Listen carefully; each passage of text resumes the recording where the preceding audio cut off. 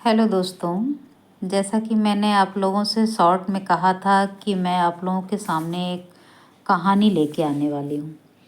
दरअसल हुआ यूँ कि मुझे जो है यूट्यूब पे वीडियो अपलोड करने में काफ़ी प्रॉब्लम आ रही थी। मैंने सोचा कि काइन मास्टर से मैं अपने वीडियो को बना के और अपलोड करूँगी, बट अनफॉर्चुनेटली मुझे ये हो नहीं पाया मुझसे।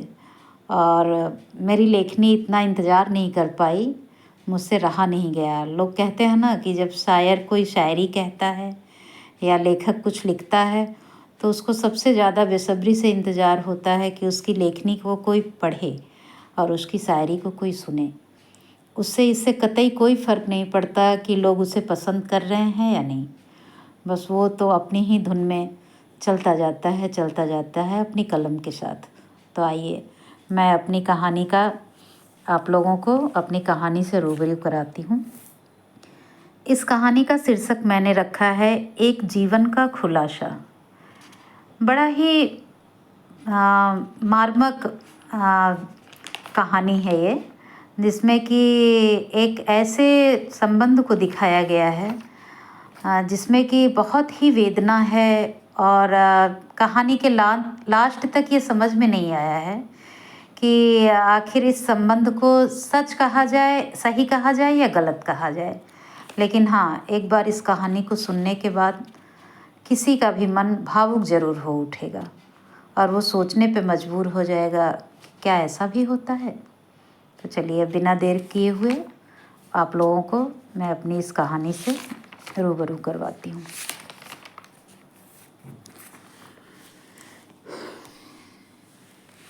ये देखिए, मैंने अपने हाथों से कुछ पेंटिंग बनाई है जिसको मैंने अपने घर के दीवार पे टांग रखा है।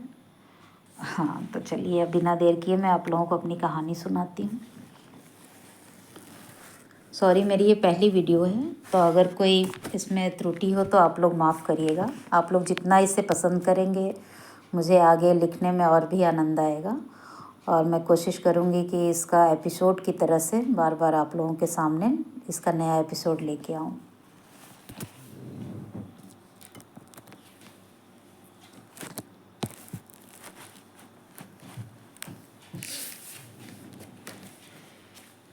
तो शाम के कोई 4 या 5 बज रहे होंगे। आकाश छुट्टियों पर बहू और बच्चों के साथ गांव आया था क्योंकि ओजस का मुंडन संस्कार कराना था। ओजस्वी और ओजस मेरे नाती और पोते। अरे हाँ, आपसे बता दूं, मैं और दीक्षित बहुत ही अच्छे दोस्त हुआ करते थे। मैं यानी रमेश पांडे और दीक्षित यानी पवन दीक्षित, मेरे यारों का यार। हम दोनों बचपन से एक ही साथ खेले और बड़े हुए। ये कहानी मैंने अपनी पत्नी को सुनाई थी और उन्होंने इसे कलमबद्ध करने की हिम्मत जुटाई, क्योंकि यह कहानी किसी फिल्म की स्टोरी से कम नहीं थी। ये आकाश मेरे यार दीक्षित का बेटा है, इसलिए मैं आकाश के बच्चों को अपना पोती और पोता बता रहा हूँ। मेरा और दीक्षित का घर आमने सामने ही है। दीक्षित के घर मेहमानों का तांता लगा हुआ था, क्योंकि ओजस उस घर का इकलौता चिराग जो था। तो ओजस की दादी उसके मुंडन में कोई भी कमी नहीं करना चाहती थी। वह चाहती थी कि सजावट से लेकर खाना पीना, मेहमानों के ठहरने का इंतजाम से उनकी विदाई तक कहीं कोई कमी नहीं होने पाए। और वो चाहती थी कि हर काम को वह अपनी ही निगरानी में करवाएं। यह सब का प्रबंध करने के बाद वह सबसे पहले अपने घर के मंदिर पर अपने पोते के हाथों पूजा करवाने गई। मंदिर ठीक घर के सामने ही था। यह मंदिर उनके पुरखों ने बनवाया था। पर यह क्या, उन्होंने दूर से देखा। उन्हें लगा जैसे मंदिर की सीढ़ियों पर कोई गिरा पड़ा है। वह तेज कदमों के साथ मंदिर की तरफ बढ़ती हैं और जैसे जैसे वह मंदिर की तरफ बढ़ रही थी, उनकी धड़कन भी तेज होती जा रही थी, मानो कोई तूफान आने वाला हो। घबराहट में वह यह भी भूल गई कि ओजस उनके साथ है। हाथों में पूजा की थाली लिए हुए वह जल्दी से मंदिर के द्वार पर पहुंची और थाली नीचे रखकर सीढ़ियों की तरफ दौड़ी।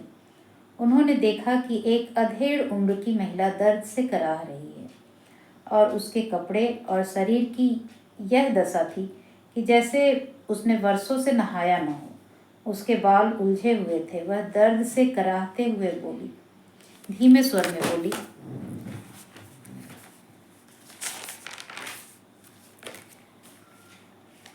क्या ये दीक्षित जी का घर है? मेरे दीक्षित जी का घर? यह सुनते ही अपर्णा जी ठिठक सी गईं। अपर्णा यानी दीक्षित की पत्नी, और घर की तरफ तेजी से दौड़ते हुए आईं। सुनते हैं जी, जरा जल्दी से बाहर आइए। अपर्णा जी की आवाज़ के डर के मारे कांप रही थी। दीक्षित जी, वह जोर से चिल्लाई। दीक्षित कुछ रिश्तेदारों के साथ गप्पे लड़ाने में मशगूल हुआ करते थे। अचानक उन्होंने अपर्णा जी की आवाज़ सुनी और घबराकर बाहर आए। क्या हुआ भाग्यवान? क्यों सारा घर सर पे उठा रखा है? अरे वाह, तुम तो तैयार भी हो गई। आज भी तुम वैसी ही लगती हो, बिल्कुल मृगनयनी। मजाक बंद करिए, अपर्णा जी ने कड़े शब्दों में कहा, और तुरंत मेरे साथ चलिए। कपड़े तो पहन लेने दीजिए श्रीमती जी। नहीं, ऐसे ही चलिए, बिना 1 मिनट देर किए। दीक्षित जी जल्दी से हवाई चप्पल पहने और उत्सुकता भरी नज़रों से अपर्णा जी को देखते हुए उनके साथ चल दिए, यह सोचते हुए कि आखिर हुआ क्या है। दोनों लोग मंदिर की सीढ़ियों तक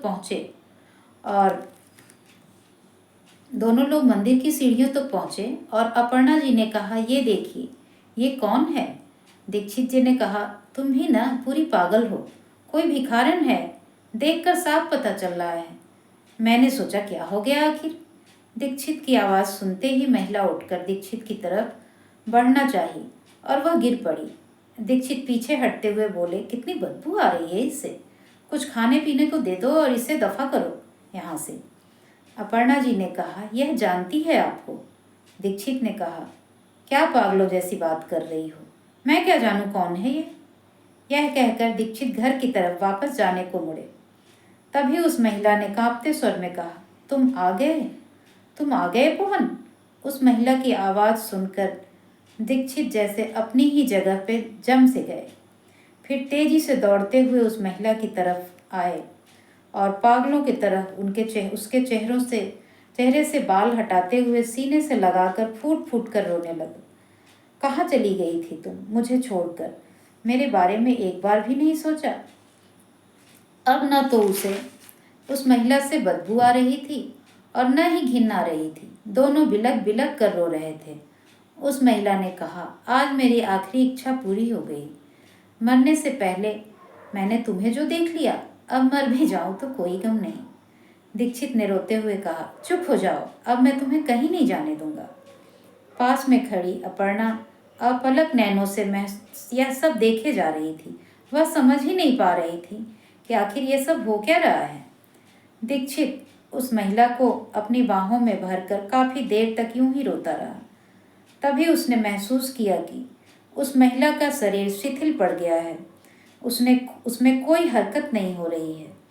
उसने उसकी धड़कन को सुनने की कोशिश की, फिर नब्ज टटोला, और तब उसे यह एहसास हुआ कि उसकी सांसों की डोर टूट चुकी है। हर चिंता, हर दुख, हर मोह माया से परे हो चुकी है। उस वक्त उस महिला के चेहरे पर एक अजीब सा सुकून दिख रहा था। उस महिला का नाम कामिनी था। उसे देखकर दीक्षित कुछ पल के लिए वहीं बैठा रहा और उन पुराने दिनों को याद करने लगा, जब कामिनी और पवन दोनों एक साथ बेड पर लेटे हुए थे। तो आज की मेरी कहानी का ये एपिसोड मैं यहीं पे समाप्त करती हूँ। अगर आप लोगों का प्यार मिला तो मैं इसे आगे कंटिन्यू करूँगी। Thank you. मेरे इस वीडियो को लाइक करिए, सब्सक्राइब करिए और शेयर कीजिए। बाय। आपका शुभ रात्रि।